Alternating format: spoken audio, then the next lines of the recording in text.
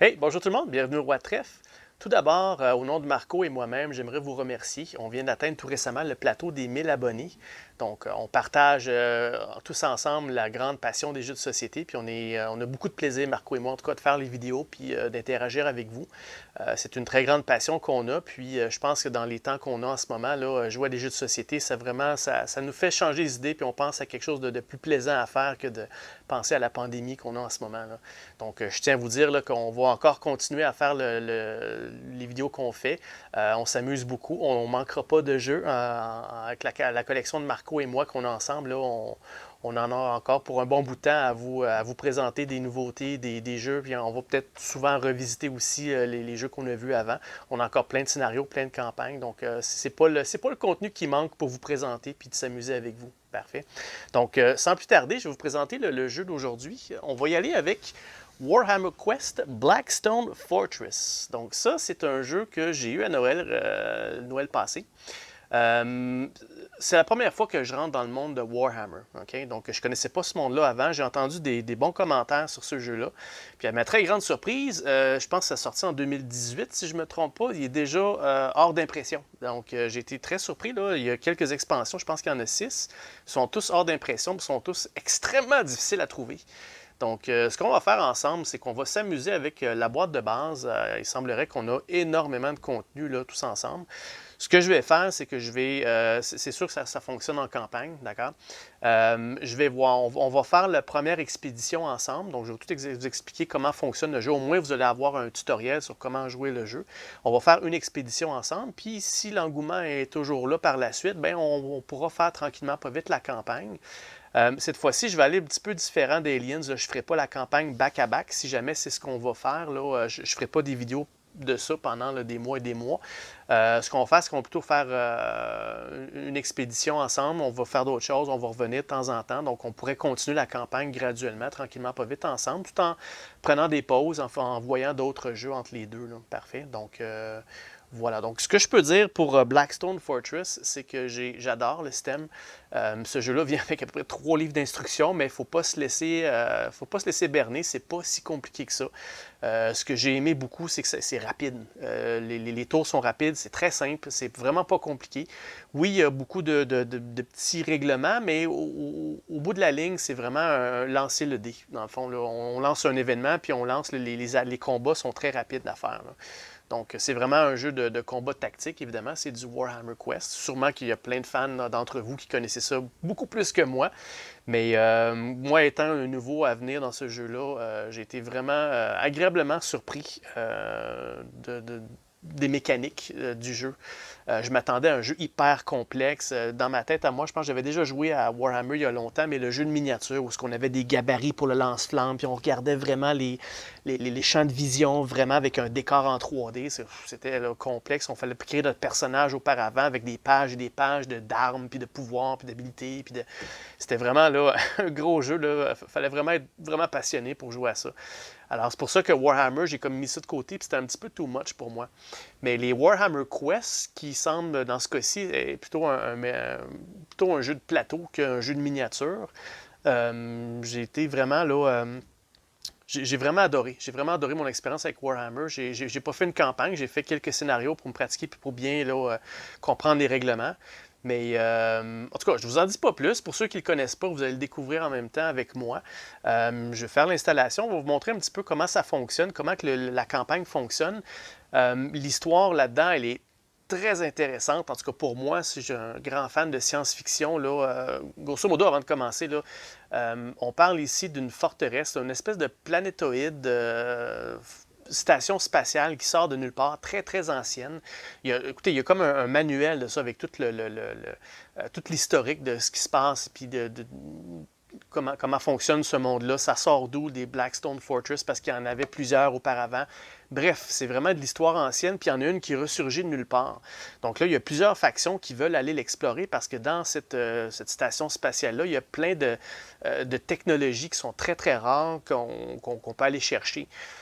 Donc, on va monter des expéditions pour aller dans la forteresse. Mais dans la forteresse, il y a d'autres factions, il y a des résidents de cette forteresse-là. Puis la forteresse n'est pas tout à fait bénin non plus, là. Elle est comme endormie parce qu'il y a comme une intelligence artificielle à l'intérieur de ça. Puis le but là-dedans, c'est qu'on essaie d'aller chercher la voûte. Okay? Donc, il y a un gros secret à l'intérieur de ça. On a une voûte qu'on veut aller découvrir. Pour découvrir la voûte, par contre, il va falloir qu'on aille chercher, il va falloir qu'on fasse des expéditions pour trouver des indices. Okay? Il y a des cartes d'indices qu'on va trouver dans le jeu. Puis, il faut avoir 4 cartes d'indices pour aller pour s'attaquer à une forteresse à l'intérieur de la station spatiale.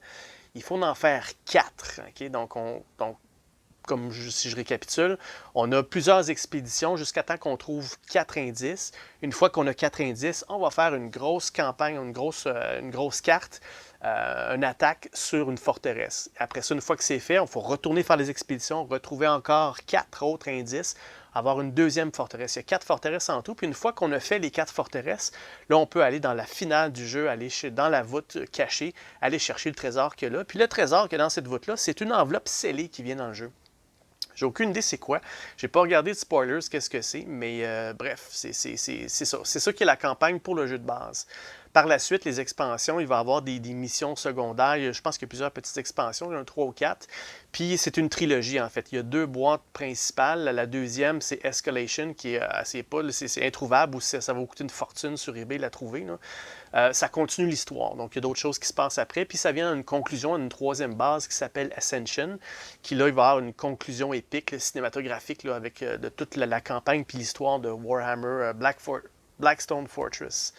Donc voilà, donc ça c'est la prémisse de tout ça. Donc c'est le monde de Warhammer, ce que j'ai compris, c'est qu'il y a beaucoup d'histoires, excusez le terme anglais, il y a un grand lore là-dedans. Donc ça dure depuis longtemps, donc il y a vraiment, un peu comme Donjons et Dragons, là, il y a vraiment une base, là, puis il y a tout un monde de créé là-dedans, puis c'est vraiment très complexe, puis très fascinant pour ceux qui sont vraiment là-dedans, là.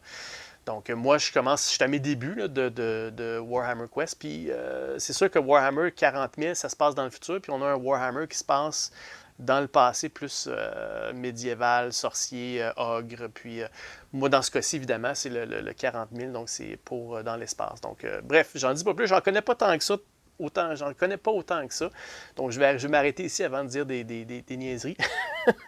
Donc, sans plus tarder, je vais faire le setup du jeu de la campagne. Je vais vous expliquer grosso modo un petit tutoriel comment fonctionne la campagne. Puis, on va commencer, parce qu'on ne la finira pas aujourd'hui, mais on va peut-être faire un tour ou deux sur la première expédition. J'ai l'intention de faire quelques vidéos pour faire une expédition ensemble. Puis après ça, ça sera à vous de décider si vous voulez en voir plus ou bien si vous en avez assez vu, puis on peut passer à d'autres choses. Parfait. Donc, je vais faire le setup, puis on se voit bientôt. Donc, à tout de suite.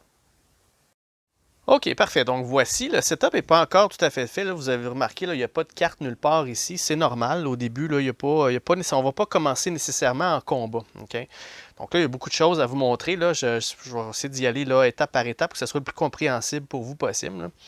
Alright, donc pour la première des choses, je vais commencer par vous montrer les personnages que j'ai choisis pour notre campagne peut-être, en tout cas pour l'expédition. Parfait. Donc, commençant par celui-ci, on l'appelle Thaddeus the Purifier. Okay? Donc, ça ici, c'est le nom du vaisseau par lequel il est arrivé. Okay? Principalement, là, ici, vous avez la station spatiale qui est faite par les factions qui veulent rentrer dans la forteresse. Okay? C'est un paquet de vaisseaux qui sont accostés sur cette espèce de petite mini-station spatiale faite là, sur mesure. Là. Donc ça, c'est le vaisseau par lequel sont arrivés là, nos héros. Donc lui, on parle du Clarion. Okay? Chaque vaisseau que vous avez là, ils vont avoir une action de support durant la campagne. Et une fois qu'on a terminé, pas durant la campagne, durant l'expédition, puis une fois que l'expédition est terminée, puis on veut retourner à la station spatiale, qui elle s'appelle Précipice. Okay? Ça, c'est le nom de la station spatiale fait là, pour nous. Une fois qu'on retourne dans la station ici pour se guérir, aller acheter des ressources, aller vendre la technologie qu'on a trouvée, on peut avoir là, le côté facilities du vaisseau, puis là, on peut avoir certains petits avantages, certains petits bonus. Okay? Donc, chaque vaisseau est différent au niveau de son support et de ses facilities. Donc, il y en a 4. Il y en a un. Normalement, les héros vont vous dire là, dans quel vaisseau on est arrivé. Dans mon cas, à moi, j'ai 2 personnages qui sont arrivés sur le même vaisseau, donc il y a un 4e vaisseau que j'ai choisi par moi-même, parce qu'évidemment, le jeu vient avec 6 vaisseaux en tout avec les héros qu'on obtient. Il y en a 2 autres ici qui ne sont pas en jeu, c'est normal. Parfait. OK, donc si je retourne à la fiche du personnage, voici, là, ça c'est le nom du vaisseau pour lequel il est arrivé. Son mouvement, lorsqu'il prend une action de mouvement, combien de hexagones il peut bouger. Son roulet de dés de défense, ici, c'est un D8, un petit D8 comme ça. Donc, ça, c'est un succès. Évidemment, là, c'est un manque là, sur la face cachée. Puis, vous avez là, ici les 2 petits triangles. Ça, c'est un succès critique. Okay?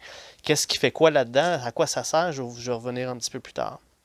Parfait. Donc, la défense, l'agilité, lui, c'est un D6. Donc là, les D6 et les dés un petit peu moins forts. Vous avez beaucoup plus de côté blank que de côté... Il y a un qui a un côté critique, puis un côté succès. Puis, la vitalité, c'est aussi un D8. Parfait. Il y a l'autre type de dé que vous avez, c'est un D12, qui, lui, c'est le plus fort des dés parce qu'il y a beaucoup plus de faces avec des succès dessus. Parfait. Le D20 que là, c'est un dé pour avoir, là, quand on va faire les événements, quand on va bouger pour les ennemis, savoir quelle activation qu'ils vont faire, et ainsi de suite. Ça, je vais vous montrer l'exemple d'une fiche ennemie là, par la suite. Qu'est-ce que ça a l'air? Parfait.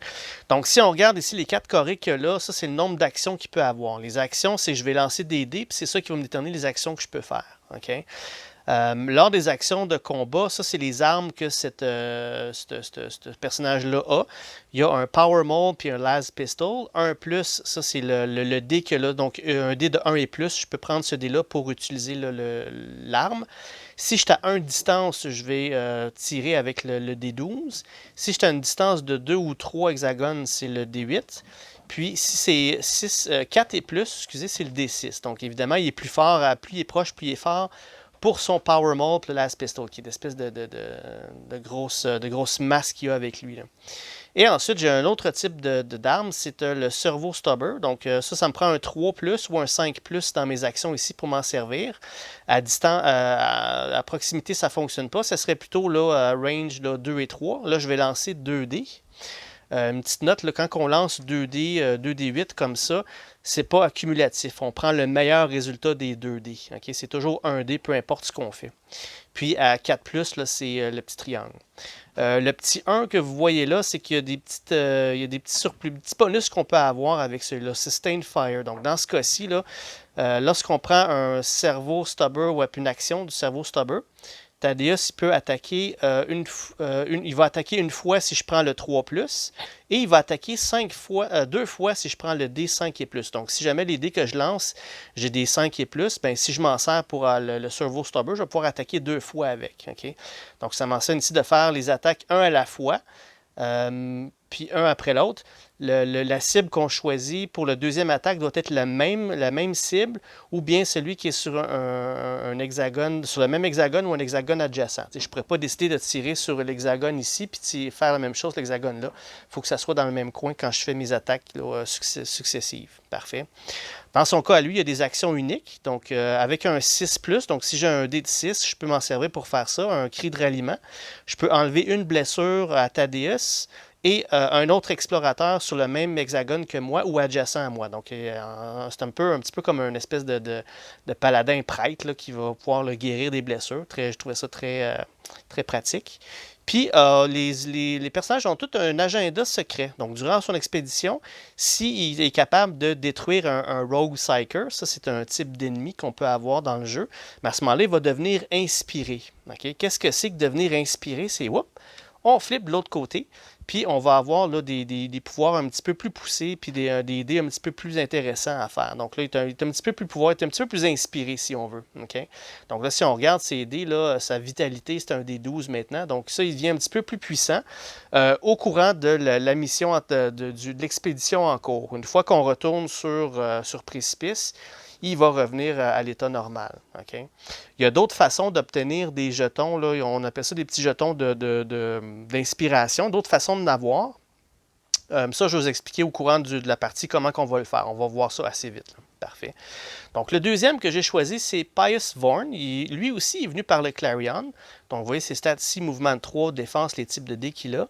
Les armes qu'il a, bien, lui, il a Vindicator Flamer, donc il peut avoir là, il est un petit peu moins fort à courte distance, mais range de la moitié range, il est un petit peu plus fort. Okay? Donc là, il va lancer le meilleur dé des 3. Donc il y a 3 types d'attaques qu'il peut avoir. Là, on ne lira pas toutes, mais on va le faire là, quand ça sera nécessaire, quand ça sera le temps. Puis le petit 1, celui-là ici, il peut faire un torrent. Donc on peut ignorer le cover, donc, parce que oui, on peut se mettre à couvert dans ce jeu-là. On peut avoir des barricades, là, on peut se cacher à l'arrière. C'est plus difficile pour les ennemis de nous attaquer dans ce cas-là. Là. Okay? Donc là, il y a une action unique qui s'appelle Inferno avec un 4+. Je vais pouvoir faire ça. Principalement, ça met comme des pièges. C'est comme si j'enflammais une section. Je vais mettre des petits jetons dessus. Puis s'il y a un ennemi qui arrive dessus, bien, il va se faire attaquer par le feu pour passer. Okay? Ça, c'est valide aussi pour les héros. Enfin, il faut que je fasse attention où est-ce que je mets ça. Puis là, ça vous dit de faire une attaque avec ça. Son agenda secret à lui, c'est... Ici, il tue 3 hostiles avec son Cleansing Flames. Et Cleansing Flames, c'est ça ici. Donc, s'il tue 3 hostiles avec ça, 3 ennemis, à un coup, il va devenir inspiré. Donc, évidemment, lui ici, il va pouvoir avoir son côté inspiré qui est un petit peu plus fort, peut-être un petit peu plus dans son cas à lui. Là. Ensuite, on a un robot impérial UR-025 qui lui est arrivé dans le Long Hauler Gamma 3 Beta. Donc, il bouge de 1. Par contre, le petit 1 que là, ça mentionne qu'il peut faire un rush. Donc, si mes mouvements, si je prends un dé de 4 et plus pour faire un mouvement, parce que mouvement, c'est une action, à ce moment-là, il peut bouger de 2 au lieu de 1. Okay? Donc, ça prend des 4 et plus pour bouger de 2, sinon c'est une espèce de robot qui est très slow. Là. Par contre, défense et vitalité, il est assez fort. Puis en plus de ça, il y a un repair system. Donc s'il fait un roulé de vitalité, si vous allez voir les actions qu'on peut faire avec ça, lui, il peut guérir des blessures graves. Okay? Parce qu'il y a 2 types de blessures, une blessure régulière et une blessure grave qu'on met ici. Puis quand on les met là-dessus, ça va empêcher évidemment on va avoir moins d'action avec les blessures.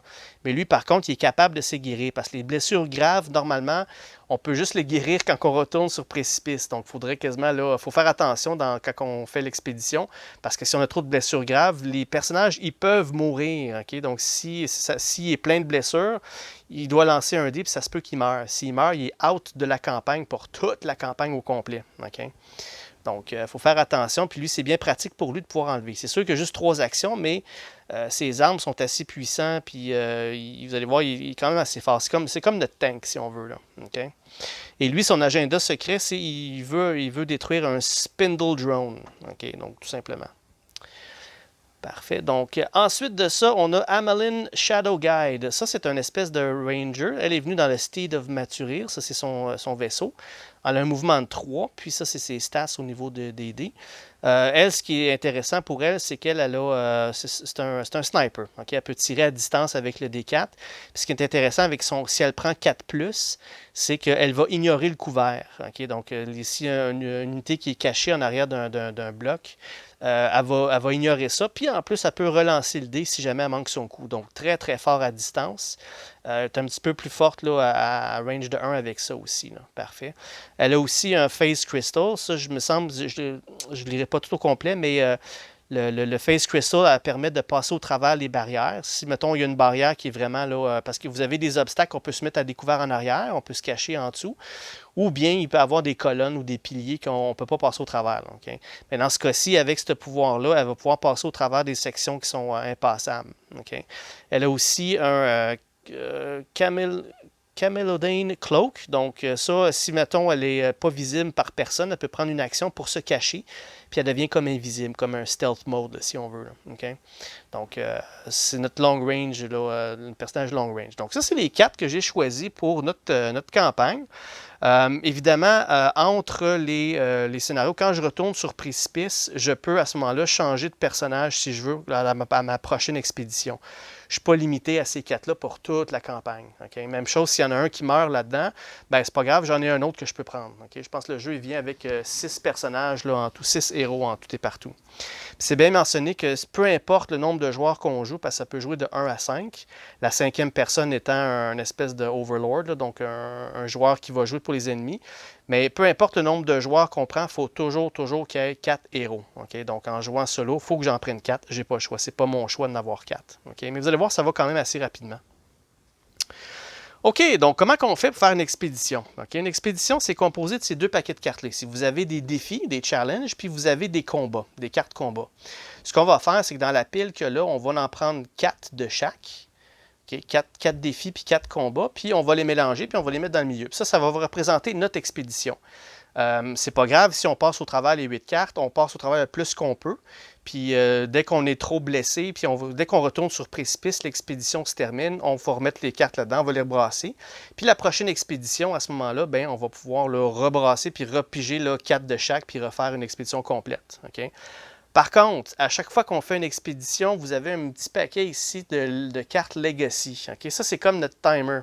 Ça, c'est pour toute la campagne de Blackstone du jeu de base. Okay? Donc ça, c'est ces cartes-là. À chaque fois que je retourne sur précipice, je dois en piger une. Puis c'est des effets, ça peut être des effets négatifs pour tout le reste de la campagne.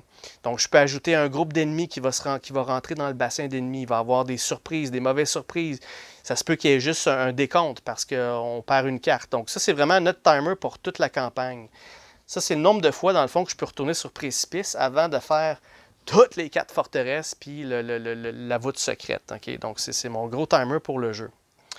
Le paquet de cartes que vous avez là ici, c'est pour l'initiative. Vous en avez une carte pour chacun des joueurs, puis il va y avoir une carte aussi pour chacun des groupes d'ennemis. Puis ça va déterminer, à tous les tours, je vais les brasser, puis ça va déterminer l'ordre de jeu. Okay? Puis avant de commencer à faire nos actions, il y a des façons de jouer avec ça. Ça, on va voir là, comment on peut changer l'ordre de l'initiative lorsqu'on va commencer la campagne. Et ensuite de ça, on a les cartes Encounter. Ça va nous dire dans chaque scénario de combat, qu'est-ce qu'on va sortir comme groupe d'ennemis, qu'est-ce qu'on va avoir. Okay? Donc ça, c'est quand même un grand paquet de cartes. Là. Pour chaque type d'ennemi, il y a plusieurs cartes. Tout dépendant si c'est le groupe 1, 2 ou 3, il peut y avoir des groupes différents. Okay? Ça, on va voir là. Il peut y avoir aussi des espèces d'événements, il appelle ça des twists.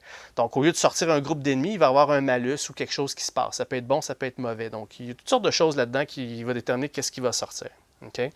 Si je peux vous donner un exemple vite, là, ça, c'est les défis. Dans le fond, c'est juste de lire la carte puis faire ce qui est marqué sur la carte. Ça, je vais le rebrasser. Là. Donc, c'est carrément ça. Il n'y a pas rien dans le livre qui explique rien. Tout est expliqué sur la carte. Donc, si on a un défi, on la lit, on passe au travers, puis ça va nous donner, là, c'est fort probable qu'on ait des risques, mais c'est comme des espèces de barrières à passer, des défis, peu importe ce que c'est. Puis l'autre type de carte que vous avez, c'est des cartes combat. Parce que là, ils vont vous demander de prendre des tuiles puis créer une carte. Puis ça va vous dire exactement là, où mettre les ennemis, là, les petits triangles que vous voyez, là, 1, 2, 3, 4. C'est là qu'il va y avoir les groupes d'ennemis. Donc à ce moment-là, je vais piger une carte, puis on va voir là, selon le groupe qu'on est rendu, qu'est-ce qu'il va y avoir sur la carte. Aussi simple que ça. Okay? Les cartes pour l'expédition, c'est là que je vais les mettre dans le milieu. Les dés noirs que là, ici, ça, c'est les dés de la destinée. Okay? Donc, vous savez, là, je vous ai expliqué les actions, c'est le nombre de dés que je vais mettre ici. Okay? Par contre, on a des dés supplémentaires, des actions de plus qu'on va pouvoir partager en tout le groupe. Donc, au début de chaque round, je vais lancer les dés qu'il y a là, puis je dois enlever tous les doubles. Okay? Comme par exemple, si je lance les dés ici, bien, vous voyez, là, j'ai obtenu 2-1, puis 2-2. Okay? Donc, tous les doubles, ils ne sont pas utilisables. Fait que ce round-ci, je ne pourrais pas utiliser je pourrais pas utiliser ces 4 dés-là. J'aurais juste le 3 que je peux utiliser. Okay? Ça, c'est un 3. Et le 3, ben, je peux l'utiliser sur de n'importe qui. Peut dire, OK, ben, regarde, je vais prendre le D3, ça ne vous dérange pas, puis faire l'action. Dans ce cas-ci, ben, un 3, ben, il ne pourrait pas faire son 4 puis son 6, c'est un 3, fait qu'il pourrait faire ça. Donc, à chaque tour, ça peut être différent. Donc, si j'ai des dés, là, 1, 2, 3, 4, 5, merveilleux, je vais pouvoir utiliser 5 actions de plus, mais tout ce qui est double, triple, quadruple, tout ce qui est chiffre pareil, je dois les éliminer à chaque tour. Okay? Les cubes que là, ça ne vient pas avec le jeu, c'est encore Monsieur Acrylique qui est moi. Là. Ça, je m'en sers parce que normalement, les habiletés des vaisseaux, on peut s'en servir une seule fois par expédition. Fait que quand je veux m'en servir pour m'en rappeler, c'est pour ça que je mets le cristaux qu'il y a là. Ça ne vient pas avec le jeu, c'est à vous de vous en souvenir ou de trouver une façon. Là. Moi, ben, j'ai pris mes cristaux puis je vais m'en servir comme ça. Parfait. Ensuite de ça, vous avez le paquet de cartes ici qui est les découvertes. Okay? Comment on fait pour trouver une découverte? Ben, les petits triangles que vous voyez là, comme le 1 que là, c'est là qui sont les découvertes. C'est là qu'on va sortir les groupes d'ennemis, c'est là qu'ils vont chercher des découvertes. Donc, pour savoir ça, il faut qu'on mette un héros sur le triangle, sur la carte, puis on doit faire une action de recherche avec un 4 et plus. C'est une action de base. Et si on fait ça, on peut aller chercher une carte découverte, puis on va enlever le jeton du triangle. Okay? Les jetons triangles sont ici. Là. Donc, une fois qu'on a trouvé l'artefact, on l'enlève du jeu, donc on ne peut plus le faire. Okay? Aussi simple que ça. Fait que vous avez bien remarqué, là, dans cette carte-là, je pense qu'il y en avait 4. Ouais, c'est ça. Ça va de 1, 2, 3, 4. Ben, je peux faire 4 recherches. Fait que là, il faut vraiment que je sois chanceux pour avoir 4 indices d'affilée là-dedans. Parce qu'il y a un pourcentage de cartes là-dedans, c'est des indices. Un pourcentage, ils appellent ça de l'archéothèque. Ça, c'est la technologie qu'on essaie de trouver. Puis c'est en même temps de la monnaie qu'on peut prendre pour acheter de l'équipement lorsqu'on va retourner sur précipice. Okay? Donc, chaque vaisseau a son deck de cartes d'équipement qu'on peut acheter avec de l'archéothèque. Le hic là-dedans, c'est qu'évidemment, comme vous savez, là, les indices sont là-dedans ici, puis il y a un pourcentage d'indices. Mais l'archéothèque qu'on a, si on achète des choses du vaisseau, il faut rebrasser l'archéothèque là-dedans. Donc, si on veut se dépêcher à passer au travers du deck, il ne faut pas trop dépenser. Mais si on ne dépense pas trop, on n'a pas assez d'équipement pour être plus fort, parce qu'à un moment donné, il va y avoir un boss dans tout ça là, à aller chercher. Donc, c'est d'essayer d'acheter vraiment les choses qui valent la peine ou accumuler assez d'archéothèques pour avoir acheté des grosses affaires. Donc, vous allez voir, c'est de manager tout ça. Là. Parfait. Donc, grosso modo, c'est ça. Donc, une fois partout, on va brasser les cartes, on va piger. Ah, c'est un défi, on va faire ce qui est marqué dessus. On va repiger, hop, ah, cette fois-ci, c'est un combat. On va faire la carte. Puis là, ça va être le but, c'est de passer au travers. Le passer au travers de la carte, dans le fond, c'est d'aller chercher les petits triangles puis aller fouiller pour les découvertes. Une fois qu'on a fait toutes les découvertes, à ce moment-là, il y a un autre lift parce que ça, ce que vous voyez là, ici, c'est un maglev. Okay? C'est une espèce d'ascenseur magnétique qu'il y a dans le Blackstone Fortress. Mais on ne peut pas sortir par là. Il va falloir qu'on trouve une autre sortie qui va arriver là, au cours de la partie. Il va y avoir des endroits où on peut appeler l'ascenseur, ou bien il peut y avoir des événements qui font que l'ascenseur magnétique va venir nous rejoindre. Puis c'est par là qu'il va falloir qu'on sorte. Okay? Donc, grosso modo, un tour, ça consiste à quoi? Vous avez ici, là, premièrement, setup le battlefield, ça c'est de faire la carte si c'est un combat. On va déployer les hostiles. Puis ensuite de ça, on va faire le paquet de cartes d'initiative qui est les cartes qu'il y a là. Okay? Donc, un tour de combat, ça compense la phase destinée. Donc, c'est là qu'on va lancer les dés. Ensuite de ça, vous avez la phase initiative. Donc, on va tout lancer nos dés pour savoir c'est quoi nos actions. L'initiative, c'est là qu'on va placer nos cartes, savoir qui joue en premier, dans quel ordre. Ensuite de ça, le covering fire, le point 3. C'est là que s'il y a deux héros qui sont visuellement, qui se voient en ligne de vue, ils peuvent changer de place, ils peuvent comme interchanger de place entre eux. Ça, on peut le faire qu'une seule fois par round, dans le fond. Donc, si le héros il change avec un tel, je ne peux pas prendre un des deux qui vient de changer pour changer avec le troisième. Ça ne marche pas. Il faut vraiment que ça soit là, un interchange seulement. Okay? Ça, c'est gratuit. Il faut qu'on ait un champ de vision, par contre. Okay?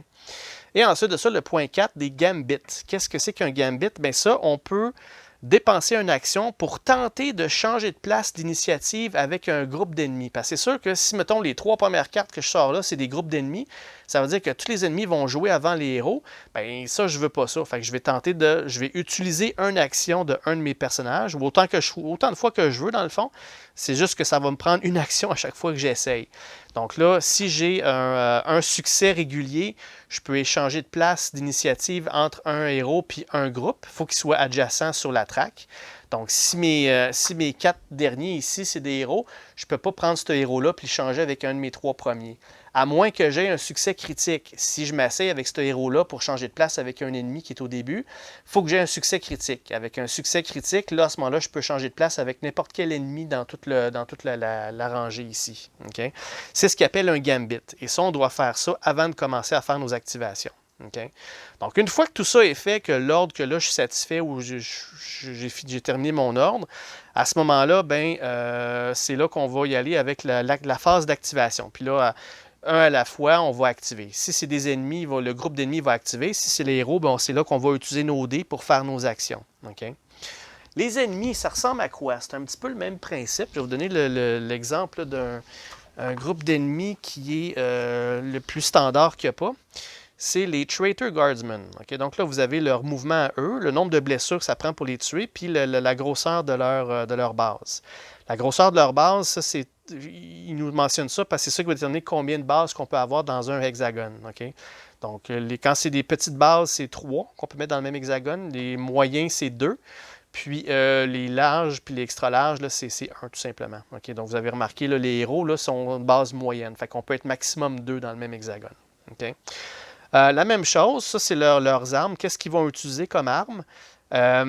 Qu'est-ce qui est Flamer, qu'est-ce qui est Lasgun? Mais ce qui est bien, c'est que ça va être les miniatures qui vont nous le dire. Donc, si vous regardez cette miniature-là, ça, c'est un régulier qui a un mêlée, une arme de poing, puis une arme de. En fait, une arme de mêlée, puis un pistolet. Okay? Donc, vous avez l'avant-dernier, Pistol and Melee Weapon. Ben, si c'est cette miniature-là qui active, ben, c'est ça qu'il va faire, lui. Donc, lui, j'ai intérêt à être loin de lui parce qu'il va lancer un dé gris, un D6 à la place qui a moins d'impact. Puis, eux autres aussi, ils ont des petits pouvoirs, là, avec les petits 1 que vous voyez là, les 1 puis le 2. Des petits règlements spéciaux aussi qu'on va voir tous ensemble quand ils vont sortir sur la carte. Quand c'est leur tour à jouer, qu'est-ce qui détermine qu'est-ce qu'ils font? Ben, c'est à l'arrière des cartes, vous avez une petite mention ici. Là. Il y a une espèce de charte. On va lancer le D20, puis tout dépendant de ce qui se passe. Comme s'il est caché, il n'y a pas de champ de vision sur aucun héros. S'il est engagé, donc s'il est adjacent à un héros visible. S'il est à couvert, donc ça c'est en plus d'être à couvert, s'il y a un last gun, puis il est à couvert, à ce moment-là, il va faire ces actions-là. S'il est proche, donc entre 2 et 3 hexagones, il va faire ces actions-là. Puis si c'est n'importe quel autre, il va faire ces actions-là. Okay? Qu'est-ce que c'est que ces actions-là? Ben, à ce moment-là, c'est indiqué à l'arrière du livre là, qu'est-ce que font les actions des hostiles. Vous les avez ici. Là. Donc, advance, ça va dire qu'est-ce que ça fait. Aim, charge, fallback, hold, onslaught, puis sneak. Ça, on va les voir au fur et à mesure lorsqu'on va y arriver. Parfait. Donc, grosso modo, c'est ça. Donc, il y a des actions uniques qui sont propres à eux, comme tout ce qui est en gras, le Rush puis Fury, ça, c'est propre à ces ennemis-là. Puis, ça vous indique en bas qu'est-ce que c'est exactement. Parfait. Donc, ça, c'est là, vous avez là l'exemple de qu'est-ce que l'air, là, un espèce de carton d'ennemi, un peu comme la fiche d'un ennemi, dans le fond. Okay. Parfait. Donc, grosso modo, c'est pas mal ça. Donc, on fait ça jusqu'à temps qu'on ait 4 indices. Une fois qu'on a 4 indices, on peut essayer une forteresse. Donc, quand on va faire une forteresse, j'ai des cartes spécifiques pour ça. Il y a des cartes qui vont déterminer au hasard laquelle des forteresses qu'on va faire. Il y a des cartes, puis chaque forteresse, ils vont avoir leur propre récompense. Puis après ça, il faut retourner chercher 4 indices, faire une autre forteresse. Il faut faire ça 4 fois avant d'arriver à la voûte cachée, puis pour essayer d'avoir là, le trésor caché qui est dans une enveloppe scellée. Si je peux vous la montrer, là, c'est une toute petite enveloppe. J'imagine que c'est quelques cartes qu'il y a dedans, mais ça doit être quelque chose d'un bonus. Là, donc la voilà. Donc, Hidden Vault Envelope, de ne pas ouvrir avant que la voûte cachée a été complétée. Donc, c'est il y a quelques cartes là-dedans. Qu'est-ce que c'est exactement? Aucune idée. Donc, on va peut-être le voir ensemble si jamais on se rend jusque-là. Parfait. Donc, voilà, je vais tenter de placer la caméra pour que ça soit le plus visible pour vous possible. Puis, on va peut-être commencer à faire une ronde ou deux. Je vais en profiter également pour faire là, le paquet de cartes pour l'expédition. Donc, on va en prendre 4 de chaque, puis les brasser, puis les mettre dans le milieu. Parfait. Donc, je reviens tout de suite. OK, parfait. Donc voilà, je pense que cette façon-là, c'est la meilleure façon pour que vous ayez le plus de champ de vision surtout. Si jamais il y a des choses que vous ne voyez pas bien, faites-moi signe dans les commentaires. Là, je vais essayer de modifier pour la prochaine vidéo. Parfait. Avant de commencer, je vais vous montrer là, la panoplie de documents qui vient avec le jeu. Là. Vous avez au tout départ un document pour le background. Donc ça, c'est ça qui va vous expliquer toute l'histoire de Blackstone Fortress.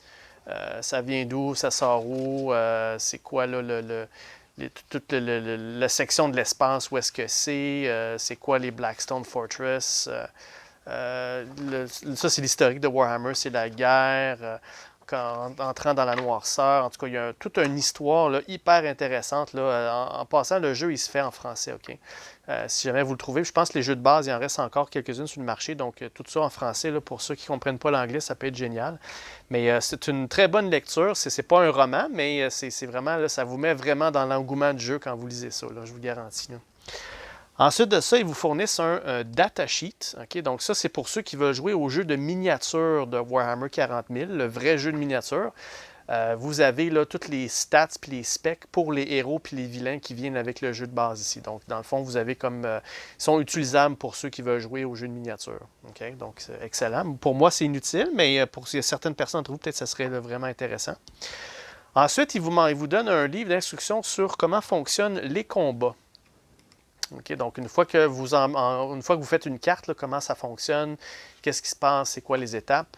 En parlant d'étapes, il y en a une, j'ai oublié de vous mentionner. Là, après avoir activé toutes les cartes dans la phase d'activation, il va y avoir une phase d'événement. Donc, vous voyez ici une charte. Je vais lancer le D20, puis il va y avoir un événement qui va se produire. Après ça, on recommence là, du tout début une autre ronde. Okay? Parfait. Donc, ça, c'est en arrière de ces livres-là. Je vais m'y référer là, vraiment souvent. C'est vraiment des petits rappels des choses à faire. Là, okay? En passant, il y a les actions de base que les héros peuvent faire. Les voici. Donc, un mouvement. Donc, un dé de 1+. Donc, n'importe quel dé, ça permet de bouger là, ce qui est marqué sur votre fiche. Récupérer. Donc, on peut faire un roulé de vitalité. Les roulés de vitalité, bien, vous avez une des stats pour ça. Si vous avez un succès, vous pouvez enlever une blessure. Si vous avez un succès critique, vous pouvez enlever 2 blessures. Okay? Mais ça prend un dé pour faire ça, une de vos actions. L'action de recherche, donc un 4+, ça vous permet d'aller chercher une carte découverte, mais il faut que vous soyez sur un hexagone avec le petit marqueur, le petit triangle mauve. Puis il ne faut pas qu'il y ait d'ennemis alentour. Okay? Donc, ça, c'est à faire. Puis, Summon, bien ça vous coûte 4+. Si vous êtes à une section qui va être notée sur la carte, là, vous allez le voir, là, on peut peser sur l'ascenseur pour appeler là, on peut appeler l'ascenseur magnétique, le maglev, pour venir nous chercher. Okay? Donc, ça, c'est les actions de base qu'on peut faire. Il y en a une qui n'est pas indiquée là-dedans qui s'appelle Aim. On peut dépenser une action pour viser. Donc, ce qu'on fait dans Aim, c'est quand on va tirer, on va ignorer l'effet de couverture. C'est comme si on prend vraiment notre temps pour viser, puis on va pouvoir là... mais ça coûte une action de plus. Donc, ça va vous coûter votre dé pour faire l'attaque. Ça va vous coûter un autre dé aussi pour faire l'action de Aim. Donc, mais c'est possible de le faire. Il n'est pas marqué ici, mais c'est indiqué dans le manuel. Parfait. Ensuite de ça, vous avez le manuel des règlements. Donc, dans le fond, dans celui-ci, c'est ça qui va vous dire là, le setup à faire. Donc, les étapes par étape, qu'est-ce qu'on fait, setup, les dés fonctionnent comment, les hexagones, les jetons, les marqueurs, qu'est-ce que c'est, c'est quoi la quête exactement, qu'est-ce qu'il faut faire. Là, ce que je vous ai expliqué tout à l'heure, c'est ça. Là. Donc, ça, c'est les archéothèques qu'on peut trouver. Puis ça, c'est les indices qu'on doit chercher. On doit en avoir 4. Okay? Donc, ça vous explique grosso modo qu'est-ce que c'est. C'est vraiment juste 2 pages, ça va. Puis des règlements spéciaux quand on est blessé, comment faire pour se guérir, l'inspiration, c'est quoi exactement. Ça, je voulais mentionner un petit peu. Qu'est-ce qu'on peut faire avec des jetons d'inspiration? Vous avez un exemple de qu'est-ce que c'est. Là. Donc, puis il y a aussi un des personnages dans le jeu, c'est 2 jumeaux nains. Puis eux autres, ils fonctionnent comme... c'est un joueur qui peut les prendre. Ils ont des règlements spéciaux pour eux. Je ne les ai pas pris parce que c'est quand même assez complexe à jouer. Là. Mais ils sont, pour ceux qui savent comment ils fonctionnent, là, si vous prenez le temps, ils sont vraiment le fun à jouer. Là. Parfait. Donc là-dessus, vous avez vraiment là, les roulés d'attaque, défense, c'est quoi les gambit rolls, qu'est-ce que c'est, qu'est-ce que représente un succès ou un échec, là, dans le fond. Okay? Les roulés de vitalité, qu'est-ce que c'est, donc d'autres petits rappels là, en arrière de ces guides-là. Et le tout dernier, vous avez un livre au complet qui vous parle de précipice. Donc, qu'est-ce que c'est que précipice, c'est quoi la station qu'il y a là, qu'est-ce qu'on peut faire là-dedans. Là, je n'irai pas trop loin parce que là aussi, il parle des forteresses. Okay? Cette section-ci, c'est ça qui va vous donner les cartes pour les forteresses, comment les monter. Ils ne sont pas sur des petites cartes comme ça. Les héros, qu'est-ce qu'ils font? Les vilains. Vous pouvez jouer aussi avec des points de chef, des points leader. Ce que je ne ferai pas, là, mais ça ajoute une petite couche de complexité. C'est quoi les cartes Legacy? Les cartes, les vaisseaux, à quoi ça sert? Donc, tout ce qui a rapport entre les missions, là, entre les expéditions, c'est là-dedans que vous allez le trouver. Donc, il est un petit peu critiqué parce qu'il y en a certains qui trouvaient ça plate d'avoir des informations un peu partout, mais moi, je trouve ça quand même bien fait.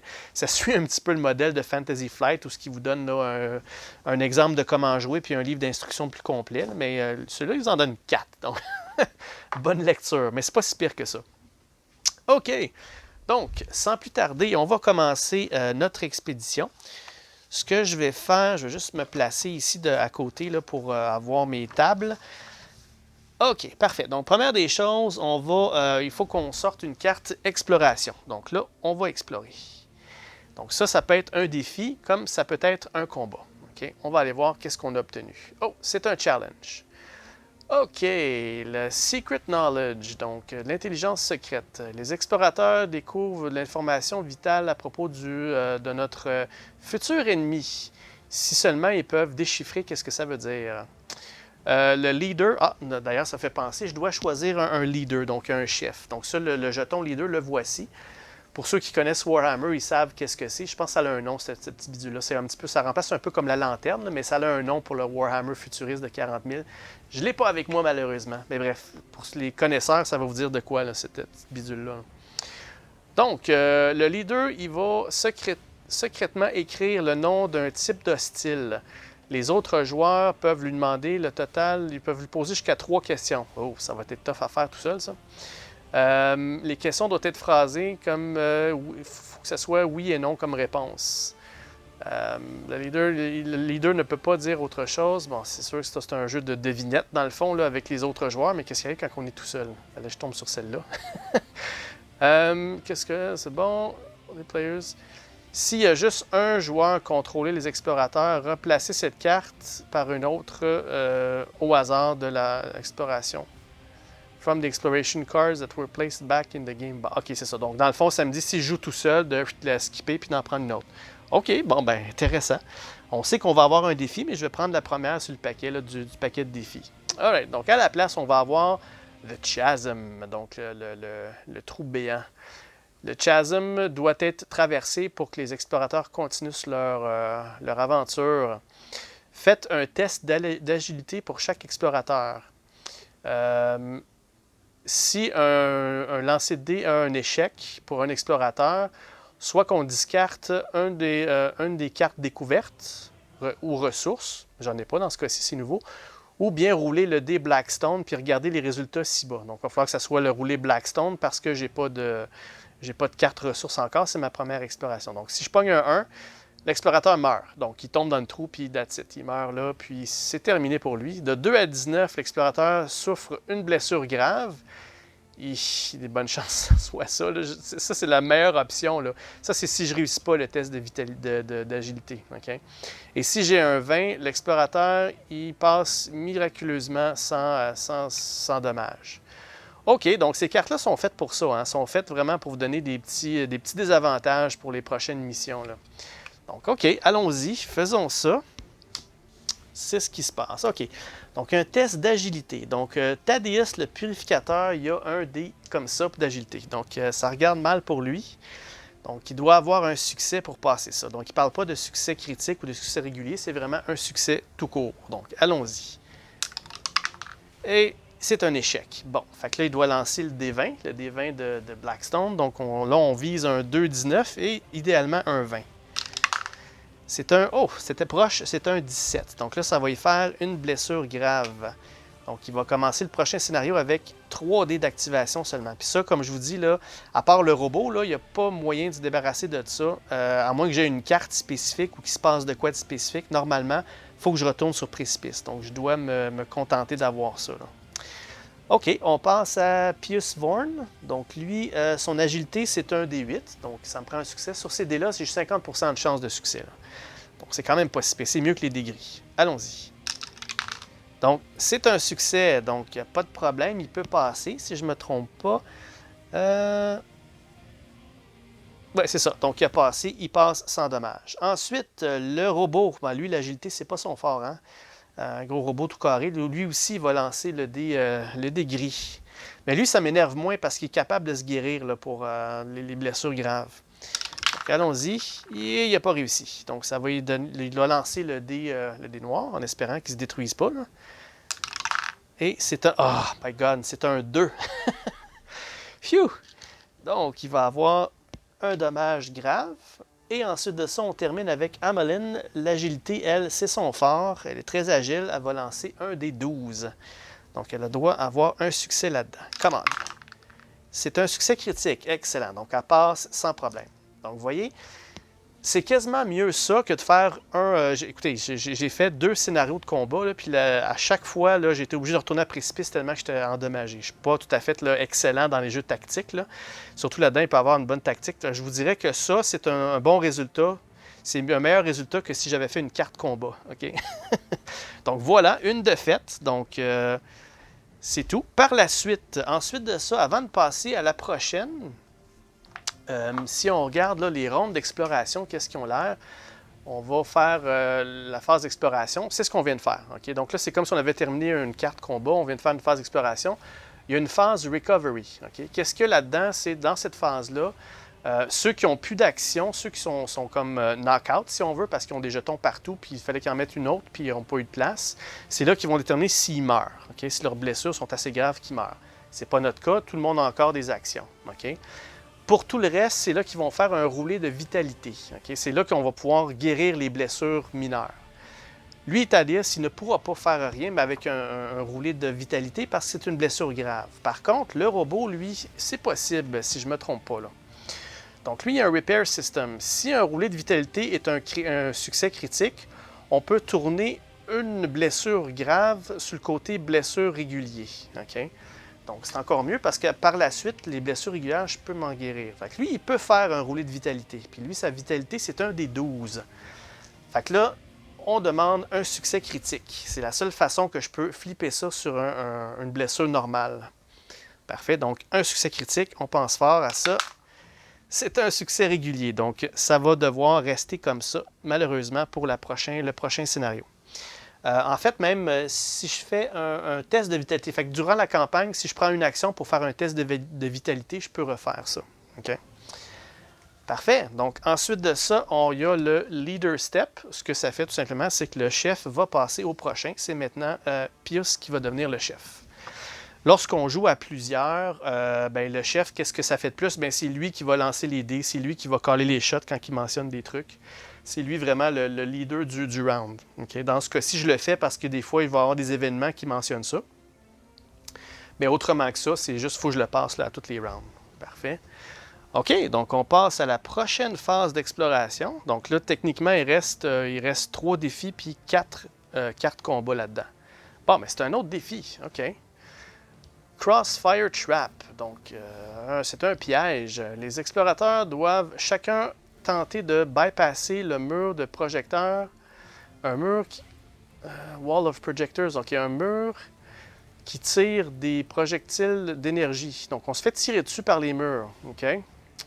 Donc, ça mentionne ici de brasser le Explorer Initiative Cards, donc les cartes d'initiative des héros, dans le fond. Les Explorers, c'est nous, là. Et placez-les face cachée devant nous en ligne. OK, donc là, on va aller chercher les cartes initiatives. Donc, on va enlever ceux des hostiles parce qu'il n'y en a pas pour l'instant. On va prendre les 4 qui mentionnent nos héros. Donc, ces 4-là ici. Donc, j'ai-tu les bons? Puis, ouais, c'est bon, ça, tous les bons. Fait que là, on va les brasser, puis on va les placer devant nous. Face cachée, comme la carte nous dit. Ensuite de ça, on va lire le reste de la carte. J'ai l'impression que ça va nous faire mal encore. OK. Donc, ça et ça. All right. Ensuite, qu'est-ce que ça nous dit? Le leader, ensuite, roule un dé de la destinée et révèle la première carte initiative. Donc, vous voyez, là, c'est là que le leader vient en ligne de jeu. Là. Donc, le leader, ensuite, roule un Destiny Dice, donc un dé noir. And reveals the first initiative cards in the row. OK, fait que je lance un dé noir. Elle est par étapes. C'est un 3. Et ensuite, je révèle la première carte, qui est Pius Vorn. OK. Ensuite de ça, qu'est-ce que ça dit? Le joueur qui contrôle cet explorateur, qui correspond à la carte initiative, doit immédiatement dire « Mon roulé va être plus haut que le dé ou plus bas ou égal. » Ah boy, là, il faut que je devine si mon prochain roulé de dé va être plus haut, plus bas ou égal. Ensuite, il roule le dé. Si ça l'arrive, il n'y a rien qui se passe. Si je réussis à bien deviner, si c'est incorrect, je vais souffrir... one wound is suffered by the explorers for each Explorer Initiative card that has been revealed. OK, donc une blessure pour le premier explorateur, 2 blessures. OK, donc je prends une blessure par carte qui a été révélée. Fait que le dernier au bout de la ligne, il a intérêt à bien deviner. Là. Wow, OK. Bon, c'est des petits jeux le fun. Des petits puzzles. Je vous dis, c'est pas ça le jeu de Warhammer. Là. Ça, c'est juste des défis. Je trouve ça intéressant, là, ces genres de défis-là. Là. La prochaine carte qui a été révélée, la procédure est répétée, except cette fois-ci, le statement is compared to the last activation dice that was rolled. OK, donc c'est ça. Donc, dans le fond, là moi, je vais lancer là, le dé pour déterminer si c'est plus haut ou plus bas. Puis le résultat, je vais le mettre là. Comme ça, le prochain va dire, OK, c'est bon, je viens de comprendre qu'est-ce que c'est. Parfait, parfait, parfait. Puis ça, c'est une blessure par carte qui a été révélée. Wow.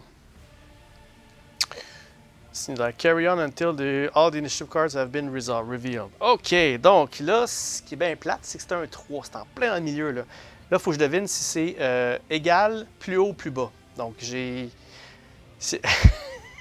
Qu'est-ce que vous en pensez? Qu'est-ce que moi, puis les dés en plus, là?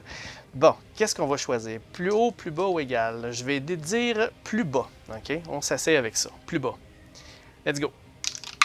C'est un... Ah, c'est un 3.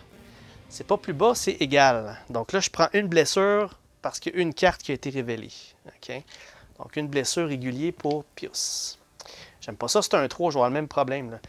Le prochain, c'est Thaddeus le purificateur, lui ici. Donc lui, il doit faire la même chose. Qu'est-ce que c'est? Plus haut, plus bas ou égal? On se réessaye avec plus bas encore. Donc ça me prend un 1 ou un 2. Comment? C'est un 4. Donc là, lui, il vient de se prendre 2 blessures. Et là, là, là, là, ça va pas bien. Je vais quasiment être obligé de retourner à précipice là, avant de faire un combat. Donc, c'est fait pour lui. Maintenant, Amaline, donc elle va dire, je vais dire plus bas. Ça me prend 1, 2 ou 3 pour passer ça. Donc, plus bas. C'est un 1. Excellent, ça va bien finir ça. Donc, elle, pas de problème. Et le dernier, c'est le robot. Lui, il va dire évidemment plus haut. Donc, ça me prend entre 2 et 6, puis il est correct. C'est un 6. Excellent. Donc là, c'est vraiment lui qui est à mal en point, sauf que lui, il peut se guérir par tour. Donc, c'est pas si pire encore. Voilà. Donc là, le défi est fait. Alright. On passe à la prochaine carte exploration. Qu'est-ce qu'on va obtenir cette fois-ci? Bon, c'est un combat. Donc là, je dois faire cette carte-là. Je vais vous mettre sur pause, je vais aller faire la carte, puis on revient tout de suite. Oh, juste avant de faire la carte, je vais un petit peu trop vite. Je dois faire ma phase recovery. Donc, c'est là que je vais essayer de reprendre un petit peu de blessure, là. Commençant par Thaddeus. Lui, son recovery, son vitalité, c'est un dé comme ça. Fait que là, ça me prendrait un succès critique pour enlever les deux blessures que là. Comment, Thaddeus? T'es un guérisseur, t'es capable? Oui! Un succès critique, on peut se guérir. Phew! OK. Même chose pour Pius. Lui, il va essayer d'enlever cette blessure-là. Donc, lui, ça prend un succès régulier et plus pour l'avoir. Comment? C'est un... Ah, il a manqué son coup. Fait que là, la blessure va devoir rester là. Puis, lui, de son côté, il va tenter de flipper ça en blessure normale avec un critique. Ça prend un critique avec un D12. C'est un fail. Donc, il va rester encore comme ça. OK. Et ensuite de ça, là, on va passer ça à jeton leader, ce côté-là. Parfait.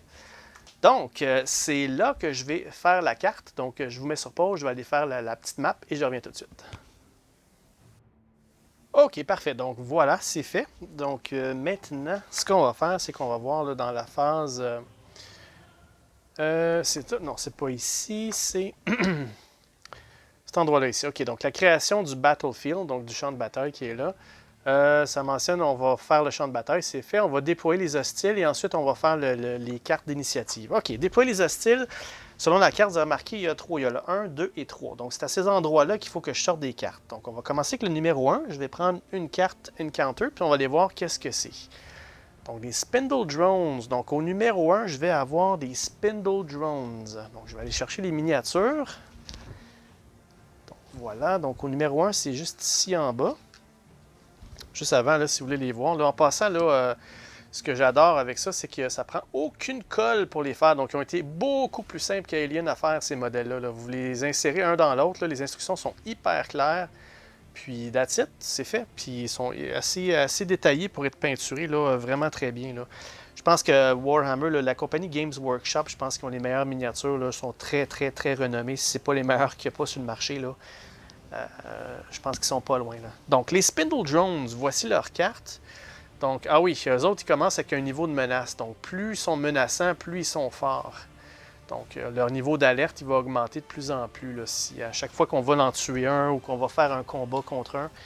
Donc, je vais devoir mettre ça sur leur fiche, savoir quel niveau de menace ils sont rendus. Ça, malheureusement, j'ai pas de place. Je vais devoir les mettre de côté, là, mais je vais Je vais vous dire qu'est-ce qu'il y en est avec ça. Là. Parfait. Je vous les montrerai là, dès qu'ils vont activer. OK, parfait. Donc, ensuite de ça, pour le numéro 2 qu'il y a là, qu'est-ce qu'on va y avoir? Donc, une carte rencontre. Les numéros 2, on a des Urgles. On va en placer 3. 3 Urgles.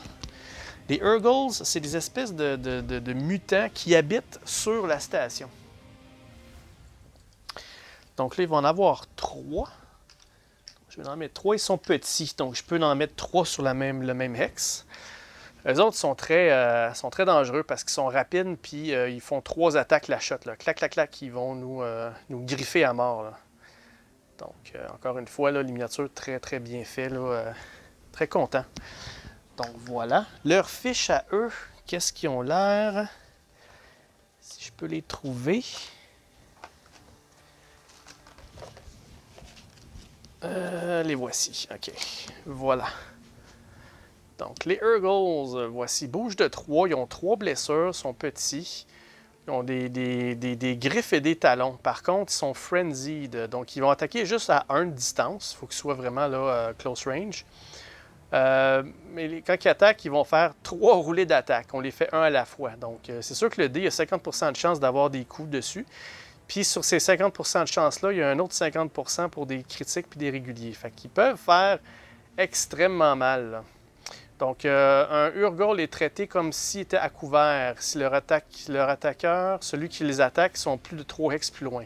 Fait que même s'ils n'ont pas rien, ils n'ont pas de rien pour se couvrir, vu qu'ils sont loin, ils sont rapides, ils sont considérés à découvert. D'ailleurs, vous les voyez ici, là, les lignes blanches, là, ça, c'est les tuiles où quand on est en arrière de ça, on est à couvert. Pour être considéré à découvert, il faut que les deux soient adjacents l'un à l'autre. C'est sûr que si j'ai un ennemi ici et un héros là, bien, ils sont considérés, le couvert ne fonctionne plus. Mais dès qu'il y a, si mettons, je suis un ennemi ici, si ça tire par là, c'est considéré à couvert, mais pas moi. Si je tire de ce côté-là, ça fonctionne. Puis le champ de vision là-dedans est extrêmement simple. C'est de milieu de hex à milieu de hex. Aussi simple que ça. D'ailleurs, ils vous fournissent une règle dans le jeu pour déterminer le champ de vision, mais moi, on s'est procuré là, le petit laser, là, je vais pouvoir voir là, si le champ de vision est bon. C'est de milieu à milieu, aussi simple que ça. Donc, ça prend pas... c'est pas vraiment compliqué pour être génial. Là. Parfait. Donc là, il reste le groupe numéro 3. Qui qu'on va avoir? Groupe numéro 3, on a des Urgles encore. Oh! Là, ça, c'est un événement. Vous voyez, il n'y a pas d'ennemi là-dessus. Ça, c'est un twist qu'il appelle. Donc, c'est un événement qui se passe, Blackout.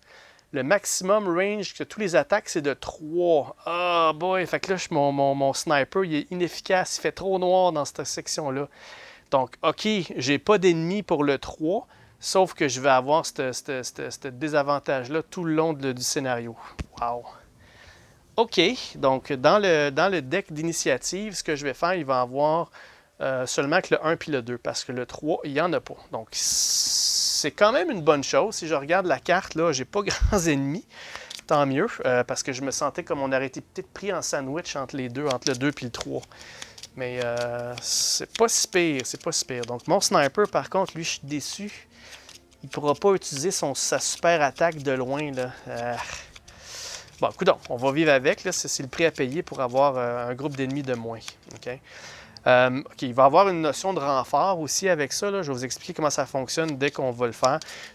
Techniquement, là, dès que je tue une figurine, je vais la mettre sur la carte que là, parce qu'à tous les tours, je vais pouvoir, faut que je roule savoir s'il y a un renfort de ce groupe-là. Puis le renfort, ça ne peut jamais être plus que le groupe initial. Donc, en espérant que ça ne sera pas si pire que ça. Les tuiles que vous voyez là, ça, c'est des portails. Okay? Les renforts, c'est par là qu'ils vont arriver. Puis c'est par une de ces 3 endroits-là que l'ascenseur magnétique peut monter aussi. Donc, soit qu'il y a un événement qui va me le faire monter là, ou soit que je vais amener un explorateur, puis je vais demander l'ascenseur pour qu'il vienne nous prendre là. OK, donc là, j'ai brassé le deck d'initiative. C'est là qu'on va voir qui va jouer. Donc, dans quel ordre. Premièrement, il va y avoir Pius, qui va jouer Pius Vorn. Ensuite, le groupe d'hostile numéro 2, donc les Urgles. C'est pas trop bon. Ensuite, le robot, UR25. Il va y avoir Thaddeus. Ensuite, le groupe hostile numéro 1. Puis, on va terminer ça avec Amelin. OK. Donc, avant de faire quoi que ce soit, c'est là que je vais déterminer si je veux faire un cover fire. Donc là, je peux échanger 2 joueurs sur la ligne. Okay? C'est sûr que lui, il m'énerve. Qui est-ce que je voudrais qu'il joue en premier? Je pense que j'aimerais ça que le robot joue en premier, avant Pius. Fait que le robot, il va échanger avec Pius. Parfait. Puis là, si je veux faire un autre échange, j'ai pas le choix d'échanger ces deux-là, parce que ces deux-là viennent d'échanger. Fait que je ne pourrais pas faire un autre switch avec un de ces deux-là. Je vais laisser tel quel. Thaddeus, j'aimerais ça qu'il joue quand même assez tôt pour pouvoir guérir. Puis lui, ben, à la toute fin, parce qu'il est rapide, mais son long range ne vaut pas rien, là. OK. Quoique j'aurais peut-être pu garder Pius en premier parce que lui, il peut mettre des pièges. Ah, ouais, bonne affaire. Faudrait que je me débarrasse d'eux autres. Faudrait que je fasse un lancer de... Là, faudrait que je fasse un gambit pour pouvoir au moins échanger ces deux-là. OK. Je pense qu'il y a un des vaisseaux de soutien qui me permet de faire des gambits, si je ne me trompe pas. Là. Je vais aller valider pour le gambit parce que j'aimerais beaucoup ça, prendre l'initiative 2 puis l'amener le plus loin possible pour que je joue avant eux autres, pour que je puisse mettre des pièges. L'idéal, c'est que je switch ces deux-là. Là. Donc, je vais aller voir comment je pourrais faire ça le mieux possible. Puis je reviens. Oh, juste avant, par contre, je vais lancer les dés de la destinée. Donc, ça va me donner des actions d'extra. Je pense qu'on va en avoir besoin parce que j'ai quelques-uns qui sont blessés. On lance ça. C'est un roulé parfait. J'ai un 5, un 6, un 4, un 1 et un 2. Ensuite, là, je vais lancer pour chacun de mes héros. Okay, donc là, pour Thaddeus, lui, il y a 3 dés. Donc, 2, 2 et 3. Donc, malheureusement, je ne pourrais pas guérir parce que ça prend un 6. Par contre, j'ai un 6 là-dedans. Fait que si je peux lui laisser à lui, là, il pourrait peut-être s'en servir pour ça. Ensuite, Pius Vorn, lui, a 3 dés aussi. Lui ou elle, je ne sais pas si c'est un L.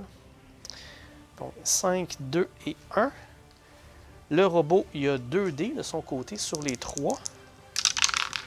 Donc, c'est un 3 puis un 2. Et pour terminer, on a Amaline qui, elle, a 4 dés. Donc, 5, 3, 3, 1. Parfait. Ça, c'est les actions qu'on va avoir de disponibles quand on va jouer. Excellent. Donc là, je vous mets sur pause. Je vais aller regarder pour faire le gambit et je reviens tout de suite. De retour. Donc, je n'ai pas regardé très très loin. On a trouvé quelque chose de bien sur le Steed of Maturir. Ça, c'est le vaisseau de Amaline. OK?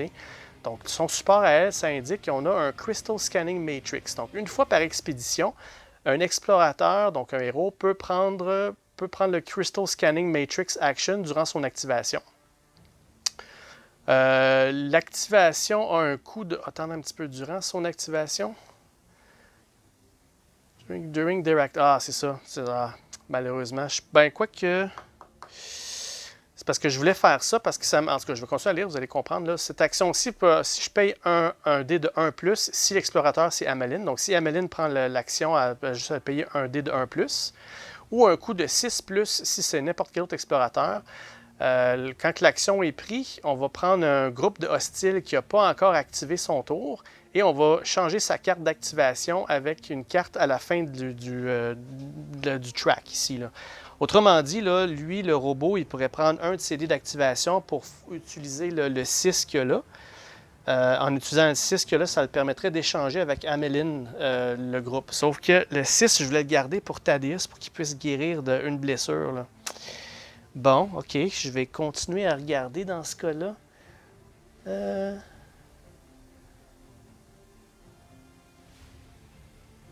Ah, voilà, OK. Donc, il y a peut-être le Clarion dans ce cas-ci. Le Clarion, j'ai 2 explorateurs qui ont ça. Là. Il y a un Infrawave Loud Hailers. Donc, une fois par expédition, au début de la phase Gambit, où est-ce qu'on est là? Bon, parfait. De la phase initiative, le leader... Donc, le leader actuellement, c'est le robot, peut utiliser le Carrion's Infrawave Loud Healers. Ici, il fait ça. Dans le Gambit, in that Gambit step, chaque explorateur peut faire un Gambit sans dépenser d'action. OK, un Gambit, c'est pas automatique. Il faut que je lance le dé pour que ça marche. C'est ça? Attendez un petit peu. Un Gambit, faut que je lance le dé, je pense. Ouais, ça prend un succès pour le faire, c'est ça. Un succès, je peux faire un flip avec adjacent. Puis si c'est un succès critique, je peux faire un flip avec n'importe qui. OK? Donc là, dans le fond, il faudrait que ça soit Pius qui va utiliser le Gambit. Parfait. Donc lui, un Gambit, ça, c'est un roulé d'agilité. Puis Pius, son agilité, c'est un mauve. Donc là, j'ai besoin de lancer ce dé-là, puis il faudrait que j'aie au moins un succès.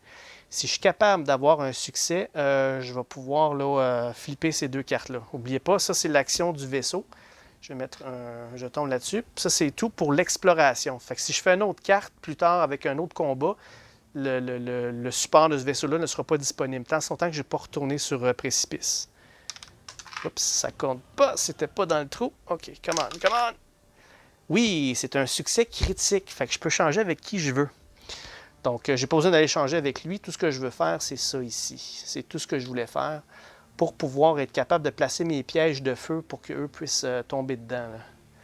Ça va couvrir les gens pour qu'on puisse aller vers le numéro 3. Parfait. Bon, excellent. Donc là, la phase de Gambit est terminée.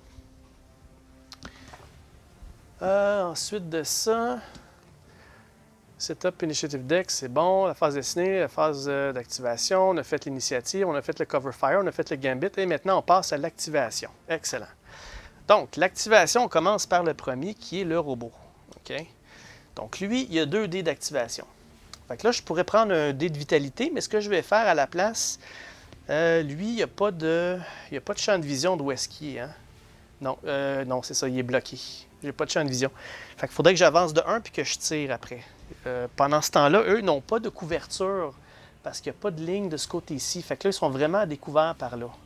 Fait que je vais prendre le dé numéro... en fait, je vais prendre le dé... Je vais prendre le dé de la destinée ici. Je vais prendre le dé numéro 1. OK? Puis, je vais faire une action de mouvement. Vu que c'est un 1, c'est pas un 4+, son mouvement, lui, est de 1. Fait qu'il va avancer ici.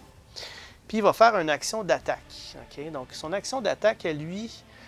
là, je suis à 2 ou 3 de distance. Je peux prendre un dé 12. Il faut que ce soit un 1, un 4 ou un 6. OK. Puis eux, n'oubliez pas, ils ont 3 points de dommage. OK? Quand je fais une attaque, un succès, c'est 1 point de dommage. Puis si je fais un succès critique, c'est 3 points de dommage. Fait que je pourrais en tuer un si je fais 3 points de dommage. Mais avec les dés que j'ai là, j'aimerais ça d'en prendre un pour tenter de me guérir, faire un roulé de vitalité. Peu importe, je vais commencer par prendre celui-là pour faire une attaque normale sur un de ces 3-là ici. OK?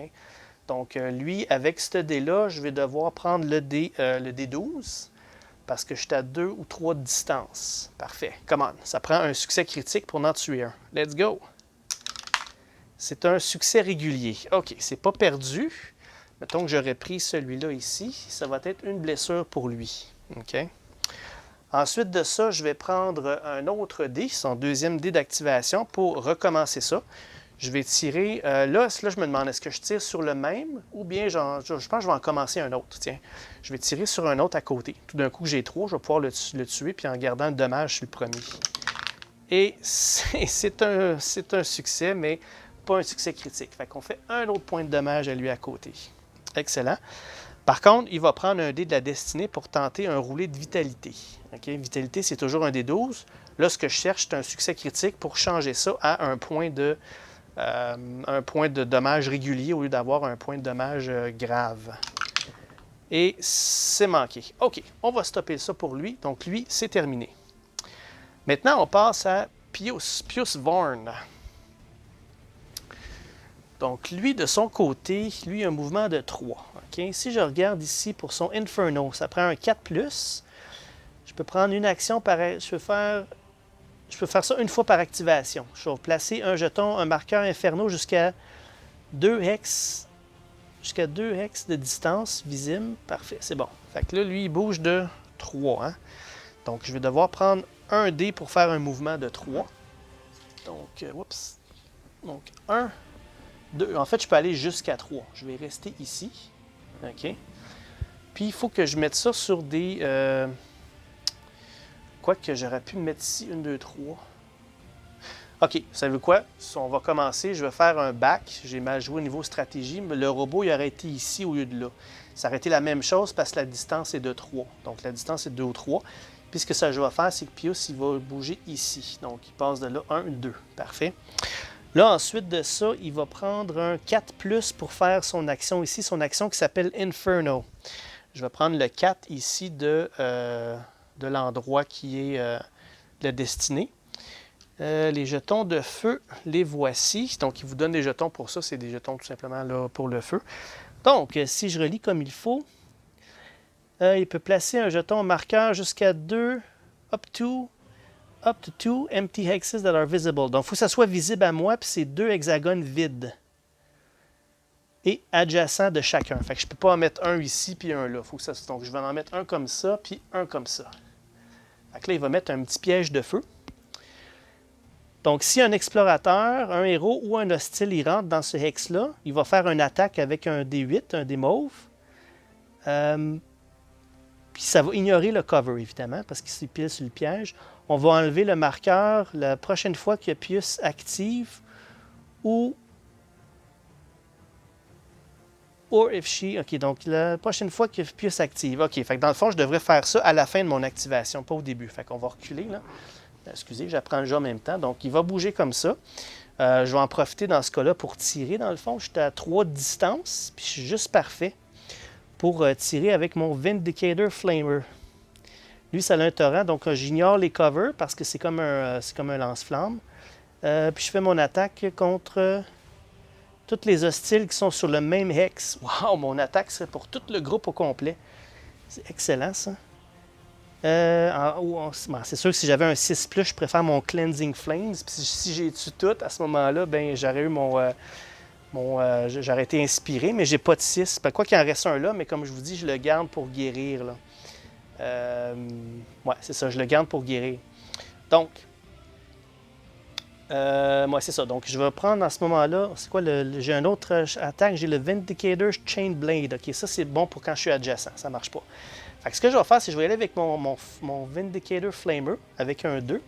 À 2 à 3 de distance, c'est un mauve. Puis j'attaque tous les gens, tout le monde qui sont dans le hex, le même hex, donc les 3. En passant, les ennemis n'ont pas de roulé de défense, contrairement à nous. Okay? Donc, allons-y. Donc, c'est un 2, donc c'est un critique. Fait que je fais 3 points de dommage à tout le monde. Wow, OK, j'ai mis mes pièges. J'aurais peut-être pas besoin de mettre mes pièges, finalement. Donc, je vais les replacer sur son plateau, mais j'aurais peut-être pas besoin des pièges, finalement. Parce que je viens de faire 3 points de dommage à tout le monde. Wow, il est vraiment puissant, lui. Boum! Donc, ce que je vais faire, c'est que je vais le mettre sur son plateau pour l'instant, puis je vais vous expliquer pourquoi. OK? Donc, ça, c'est out. Parfait. Si je ne me trompe pas, c'est bel et bien ça. Puis eux ont 3 points de dommage. Ouais, c'est ça. Donc, il les a flambés toutes les 3 avec son coup critique. Juste relais pour être sûr, là, il y a un torrent. Donc, j'ignore le cover. Or Cleansing Flame attaque. OK, donc les deux OK, j'ignore le couvert. Attack roll against each other hostile in the same hex. And make an attack. OK, donc dans le fond, il faut jouer. OK, c'est pas tous les 3 en même temps.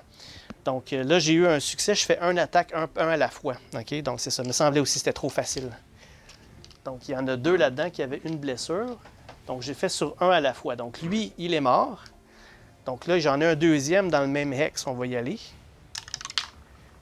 Il a manqué son coup. Puis le troisième, il a manqué son coup. Bon, OK. Mais au moins, ces deux-là sont les 2 blessés. OK, parfait. Je le mets ici. Là, vous allez savoir pourquoi après. Et ensuite, il me reste un 5. Je pourrais refaire la même chose avec mon 5+. Faisons ça. Donc, je prends mon 5+, puis je fais la même chose. Donc, toujours 3, sauf que là, il m'en reste 2. Allons-y. Le premier, c'est un manque. Puis le deuxième, c'est un manque aussi. Mon Dieu, il y a comme 4 sur 12 qui a rien, puis je pogne toutes les riens. OK. Bon, donc, il y a tout fini. La seule chose que je vais faire, c'est que je vais prendre mon 4 pour mettre le piège. Donc, le Inferno. Je vais faire ce que je voulais faire au début. Donc, on va mettre ces jetons-là, des petits pièges pour eux. Parfait. Bon, maintenant qu'il a activé, puis maintenant qu'il a tué une figurine, OK? Donc là, on va faire un roulé pour savoir si ça l'a inspiré faire ça, OK? Donc là, il faut prendre le nombre de points de vie qu'ils ont. Donc, eux autres, ils ont 3 points de vie. Il faut que je roule le D20, puis il faut que j'aie 1, 2 ou 3. Il faut que j'aie 3 ou moins, le nombre de points de vie de toutes les figurines que j'ai tuées. Si j'ai ça, je vais gagner un jeton inspiration. OK? Tout simplement que ça. Sinon, ben, la figurine est tuée, puis ça se termine là. Parfait. Donc, allons-y. Qu'est-ce qu'on va obtenir? C'est un 10. Donc, la figurine est out. On va la mettre ici. Voilà. Parfait. Pour de la réserve. OK. C'est terminé pour Pius. Maintenant, on passe au groupe d'hostiles numéro 2. Donc, c'est justement les Urgles qui vont jouer. OK? Donc, pour ça, je vais avoir besoin de leur carte. Parfait. parfait. Donc, OK, parfait. Donc, on doit lancer un des 20 pour chacun. Je vais commencer par celui-là ici. OK? Un des 20. Ça va me dire qu'est-ce qu'il va faire. Là, il a obtenu un 9. Donc, un 9. Si je regarde ici, est-ce qu'il est caché? Non. Est-ce qu'il est engagé adjacent? Non. Il est proche, par exemple. Par contre, il est proche. Range the closest visible explorer, c'est 2 ou 3. Parfait, c'est lui. Fait que là, il va faire un charge. Qu'est-ce que c'est qu'un charge? Il va charger. Donc, un charge, ce que c'est on va bouger vers l'explorateur le plus proche et ensuite, il va attaquer le plus proche. OK, parfait. Son mouvement, à lui, il est de 3. Fait que lui, il va commencer, il va charger. Fait que là, il va aller ici, mais boum, il y a un piège qu'il y a là. Donc, le piège va faire une attaque. Une attaque avec ça. OK? Donc, là, ça me prendrait un critique. Avec un critique, il meurt. Avec un régulier, bien, il va avoir un point de dommage, tout simplement. Et c'est un régulier. Fait que ça fait un deuxième point de dommage. Donc, ça, c'est enlevé. Ça reste là ou ça s'en va, ça, je pense?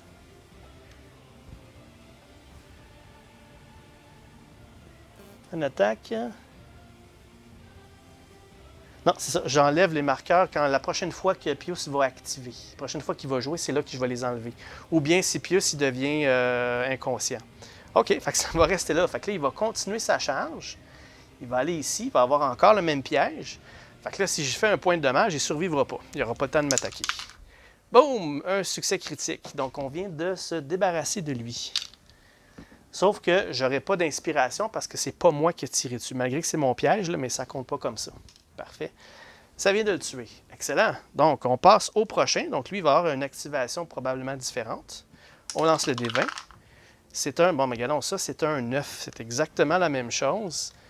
Donc, un 9. Il est à 2 ou 3 de distance. Il va faire un charge. Parfait. Donc, la même chose. Il va avancer. Il va avancer ici. Donc, notre piège est encore là. On a manqué, par contre. Il va avancer au prochain. Là, j'espère qu'il va... j'espère qu'on va le pogner, là, parce que... Ah! On a manqué. Fait qu'il a réussi à passer mes pièges. Fait que là, il va attaquer dans son cas. Puis vous souvenez-vous, quand il attaque, lui, il attaque avec un dé mauve. Puis il attaque 3 fois. Alright? Un à la fois, 3 fois. Parfait. Donc là, on va décider qui va attaquer. Puis les 3 attaques, il faut que ça soit la même personne. Okay? Donc, je pourrais choisir le robot parce qu'il est plus facile à réparer. Par contre, lui, il reste... S'il y a 3 succès, le robot, il vient d'être capote pour la mission. Sinon, ben, il va ici. Puis lui, par contre, s'il y a 3 succès, ben, à ce moment-là, c'est correct. Sauf que lui, il n'a pas de défense. Sa défense est à 0. Lui, sa défense, je peux au moins faire une relance avec la défense. Fait qu'on va dire qu'il va viser le robot. Okay? C'est notre tank qui est là pour ça. Donc, première attaque. Qu'est-ce qu'il va nous faire? Il va nous faire un critique. OK, fait que le robot, il va se défendre avec un D12. Là, pour défendre ça, il faut que j'aie un critique, moi aussi, de mon côté. OK? Donc, on va faire sa défense. Il a manqué. Il a sa relance, par contre. Sa relance, c'est un 1. Fait que là, au lieu d'avoir un coup critique, il y a une blessure régulière. OK? Deuxième attaque. Il va faire sa deuxième attaque sur les 3. C'est un succès, un régulier. Fait que là, lui, il va faire sa défense. C'est une défense critique, ça passe pas. Et la troisième attaque, avec ses talons, il a manqué son coup. Parfait, c'est pas si pire, c'est pas si pire. Mais vous voyez que c'est quand même dangereux, là. OK? Donc, parfait. Ensuite de ça, qu'est-ce qu'on a? C'est tout pour eux. Donc, leur activation est terminée. Ensuite, on passe à Thaddeus, le purificateur. Donc, lui... il veut aller guérir les gens, ça c'est sûr. Là. Donc, première des choses, il va avancer de 1 avec un 2. Il va faire son mouvement ici. Ensuite de ça, ce qu'il va faire, il va prendre un 6, le 6 qu'il y avait dans la destinée, puis il va faire sa guérison. C'est son rallying cry, un cri de ralliement. Donc, on peut enlever un compteur de blessures. Donc, dans son cas, il n'y en a pas sur lui. Et tous les autres explorateurs qui sont adjacents à lui. Fait que les adjacents, on a Pius qui est là, Pius Vorn, puis on a le robot qui vient d'enlever ça aussi. Fait que tous les gens sont ralliés avec ça. Parfait. Ensuite de ça, là, il va pouvoir utiliser son... il est à 1 distance, il va pouvoir prendre son Power Maul puis Las Pistol. Donc, il est à 1 distance, ça il prend 1 et plus. ben, il va prendre ça, puis ça va lui donner, il va pouvoir donner un coup avec son D12. Donc, c'est un coup régulier. Fait qu'il vient de faire un deuxième point de dommage, puis il va prendre son 3 pour refaire la même chose. C'est un coup critique, là, il vient de s'en débarrasser. Bang! Alright. Excellent. Fait que là, on va savoir si ça l'a inspiré. Ça y prend 3 et moins. C'est un 4, donc malheureusement, ça n'a pas assez proche, mais il n'a pas été inspiré à ça. OK, parfait. Donc là, il me reste plus de dés. Il reste un dé de la destinée, mais je pense que je vais la garder pour envoyer Ameline. Là, je vais l'envoyer aller chercher ça ici avant qu'il y ait du renfort. Ah, je peux pas, j'ai ça ici. Pas tout de suite. Donc, il va aller chercher le 3 dans ce cas-là. Fait que le prochain à jouer, ça, c'était Thaddeus, qui vient de terminer son tour. Le groupe de style numéro 1, ils sont quand même assez loin, ils n'ont aucune champ de vision. Fait qu'on va y aller quand même avec eux. Donc, première activation, pour celui de gauche, c'est un 2. Donc, on va voir qu'est-ce que le 2 va faire.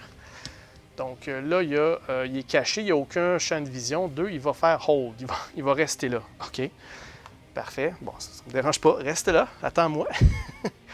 Le deuxième, c'est un 15, celui de droite. Un 15, ce qu'il va faire, c'est qu'il va faire un advance. OK? Qu'est-ce que ça fait qu'un advance? Advance, on a-tu un focus? Oui, OK. Advance, on va bouger vers l'explorateur le plus proche, ensuite faire une attaque si c'est visible, si c'est in range. OK. Donc, celui de droite, il va bouger. Donc, plus proche, c'est passer par là. Eux autres, ils ont un mouvement de 2. Donc, il va bouger de 2 hex, 1 et 2. Maintenant, il n'y a aucun champ de vision sur mes héros, fait qu'il va rester là. Il va rester tel quel. That's it. All right. C'est tout pour le groupe numéro 1. Et pour terminer le round, on a Ameline qui va jouer ses 4 actions. OK, fait qu'elle, je veux l'amener aller chercher aller explorer ce côté-ci. Fait qu'on va prendre un dé pour faire son mouvement, un mouvement de 3. Donc, 1, 2 et 3. Ensuite, un autre dé. On va prendre le 3 pour avancer ici. Parfait. Ensuite, elle va prendre un 4+, donc elle va prendre son 5 pour aller chercher une carte découverte. Parfait. Qu'est-ce qu'elle a trouvé? Elle a trouvé de l'archéothèque d'une valeur de 1. Parfait. Donc, une carte tout à fait bien normale. Excellent. Donc, ça a été recherché. On l'enlève. On ne peut plus rechercher à cet endroit-là. Maintenant, il lui reste un autre mouvement. C'est sûr que là, je pourrais l'attaquer long range, mais à cause de la carte, il faut que je sois à 3 de distance. Je pourrais prendre 3 de distance. Hein? 1, 2, 3. Ouais, ça serait risqué. Combien ils ont de points de vie, eux autres? Ils ont 2 points de vie. J'aimerais ça que le robot en tue un, parce que le robot, il va devenir inspiré. Mais quoi qu'il n'y a pas grand-chose. OK, avec un 3, il faudrait que je m'avance à 1. Sinon, c'est un coup régulier. 4+. Non, ça ne change rien que le 4+. Le 4+, là, ça va me permettre de... 4+,